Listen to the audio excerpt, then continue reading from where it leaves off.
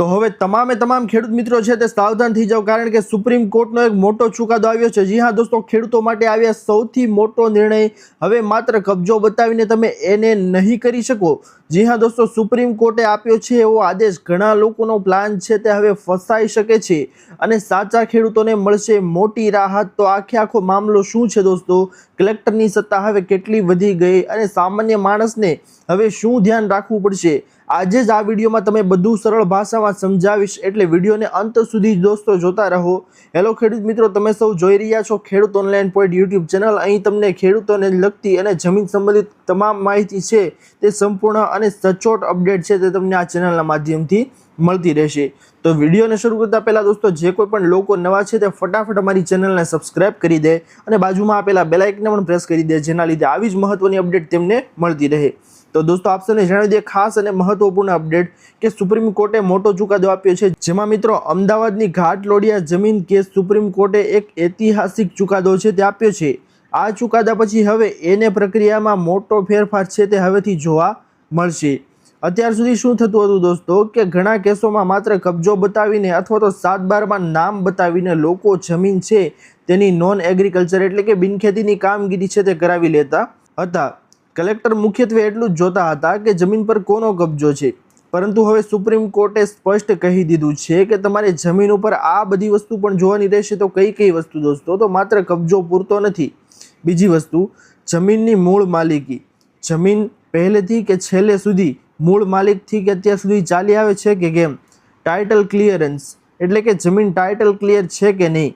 દસ્તાવેજોની કાયદેસરતા એટલે કે જો દસ્તાવેજ થયેલા હોય તો તે કાયદેસર છે કે કેમ? યોગ્ય સ્ટેમ્પ ડ્યુટી ભરપાઈ કરેલ છે કે કેમ? આ બધી વસ્તુ છે તે તપાસવાની રહેશે હવે નોન એગ્રીકલ્ચરની કામગીરી કરવા માટે। તો શું હતો દોસ્તો ઘાટલોડિયાનો કેસ? તો જણાવીએ કે હવે વાત કરીએ એ કેસની જેના કારણે આ મોટો નિર્ણય છે તે લેવામાં આવ્યો। તો વર્ષ 2019માં ગુજરાત હાઈકોર્ટમાં એક વિવાદ છે તે ચાલતો હતો। જમીનની માલિકી અને પેન્ડિંગ સિવિલ કેસ હોવા છતાં એને મંજૂરી છે તે આપવામાં આવી હતી। પછી મામલો છે તે સુપ્રીમ કોર્ટ સુધી છેક પહોંચ્યો હતો, પરંતુ સુપ્રીમ કોર્ટે એ કહ્યું કે જો જમીન પર માલિકીનો વિવાદ ચાલતો હોય અથવા તો દસ્તાવેજોમાં ગડબડ હોય તો માત્ર કબજો બતાવીને એને મંજૂર છે તે થઈ શકે નહીં। જી હા દોસ્તો, જો દસ્તાવેજમાં અને માલિકીમાં ગડબડ હોય તો તમારું એનેની કામગીરી છે દોસ્તો તે મંજૂર થઈ શકતી નથી, તેવું સુપ્રીમ કોર્ટનું સ્પષ્ટપણે જણાવવામાં આવેલું છે। આ નિર્ણય પછી સૌથી મોટો ફેરફાર છે દોસ્તો તે શું આવશે તેના વિશે વાત કરવામાં આવે તો હવે કલેક્ટર માત્ર 7/12 જોઈને નિર્ણય નહીં કરે, તેમને હવે નીચેની વસ્તુઓ પણ ચેક કરવી પડશે। તો જમીનનું મૂળ માલિકી, વારસાઈ દસ્તાવેજ, pending court case, title clearance છે કે નહીં, કોઈ વિવાદ ચાલતો નથી ને, કોઈ મનાઈ હુકમ કે તેવું કાંઈ ચાલતું નથી ને, અગાઉથી કોઈ પણ કેસ છે તે પેન્ડિંગ ચાલતો નથી ને। અર્થાત દોસ્તો હવે આ બધી પ્રક્રિયાઓ ઉમેરાશે ને તો એને પ્રક્રિયા વધુ કડક છે તે બનશે, જેથી કરીને મોટો અને મહત્વનો ચુકાદો છે તે સુપ્રીમ કોર્ટ દ્વારા જણાવવામાં આવેલો છે। જણાવીએ તમને કે ખેડૂતો માટે સારા સમાચાર છે આ કે ખરાબ સમાચાર? તો વાત કરીએ તો હવે ઘણા લોકો પૂછશે કે આ નિર્ણય ખેડૂતો માટે સારો છે કે ખરાબ? તો મિત્રો, સાચા ખેડૂતો માટે આ નિર્ણય છે તે બહુ મોટો લાભ છે, કારણ કે ઘણા કેસોમાં ખોટા દસ્તાવેજો બનાવીને અથવા તો વિવાદિત જમીન ઉપર એને કરાવી દેવામાં આવતી હતી। હવે એવું કરવું છે તે મુશ્કેલ બનશે અને સાચા માલિકોને રક્ષણ મળશે અને જમીન માફિયાઓ છે તેના ઉપર કાબુ આવશે, જેથી કરીને સૌથી અગત્યના સમાચાર છે તે દર્શાવવામાં આવેલા છે।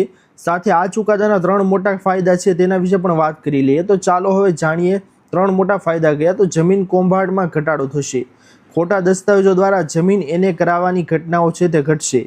બીજો મોટો ફાયદો એ છે કે સાચા ખેડૂતોને ન્યાય મળશે, વાસ્તવિક માલિકોને કોર્ટ અને સરકાર તરફથી વધુ સુરક્ષા છે તે આપવામાં આવશે। અને ત્રીજા નંબરે છે કે વિવાદિત જમીનોમાં સાવચેતી। હવે કોઈ પણ વિવાદિત જમીન સહેલાઈથી એને થઈ શકશે નહીં, જેથી કરીને સૌથી અગત્યના સમાચાર છે તે તમામ ખેડૂતો તમામ લોકો માટે આવી રહ્યા છે।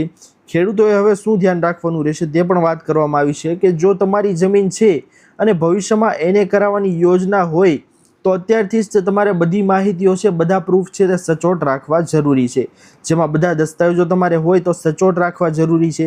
સાથે વારસા એન્ટ્રી સમયસર તમારે કરાવવાની રહેશે। કોઈ પણ વ્યક્તિ છે તેમનું અવસાન થઈ ગયું હોય તો તેમાં લેટ ન કરો, તેના 5મા કે 6ઠ્ઠા દિવસે જ્યારે કામગીરી પતી જાય, જ્યારે કોઈ વ્યક્તિનું અવસાન થયું હોય તો તેના મરણ તારીખના દાખલાના આધારે વારસાની એન્ટ્રી છે તે અપડેટ કરાવો। 7/8 છે તે અપડેટ રાખો, એટલે કે નવા 7/12 છે તે કઢાવેલા રાખો અને તેની અંદર કોઈ ફેરફાર થયો છે કે નહીં તે ખાસ કરીને જોતા રહો.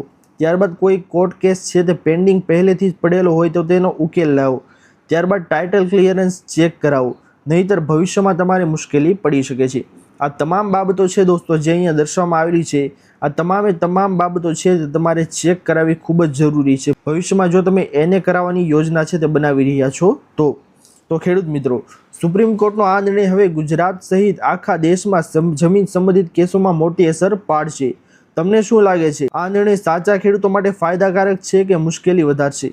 તમારો અભિપ્રાય છે તે અમને કોમેન્ટમાં જરૂરથી જણાવજો, જેથી કરીને અમને પણ ખબર પડી શકે કે કયા ખેડૂતો છે જેમને આ નિર્ણય છે તે સરકારનો પસંદ આવ્યો છે.